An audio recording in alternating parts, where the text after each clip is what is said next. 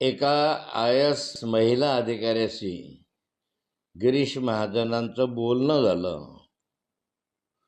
हा आरोप मी स्वतः केलेला नाही.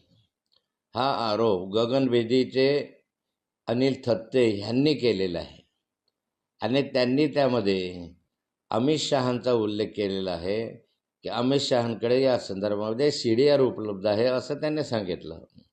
त्यामुळे उगाचच गिरीश महाजनाने माझ्या नावाचं नाव घेऊन नादळ अपट करण्याची काय आवश्यकता नाही आहे. त्यांनी या ठिकाणी पुरावे मागायचे असतील, अन्य काही सांगायचं तर अनिल थत्तेंशी मागावे ना. नाथाबोल कशाला पुरावे मागत राहत आहेत.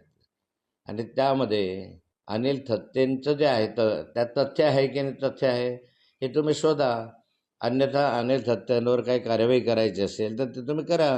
उगाच नाथाभाऊचं नाव कशाला घेता. नाथाभाऊनं कधी तुमच्यावर ॲलिगेशन या संदर्भामधले केले नाही की IAS अधिकाऱ्याच्या बरोबर तुमचं बोलणं झालं आहे असं कुठलाही मी केलं नाही. तो अनिल थत्तेंच्या त्या चॅनलचा हवाला देऊन मी बोललो होतो.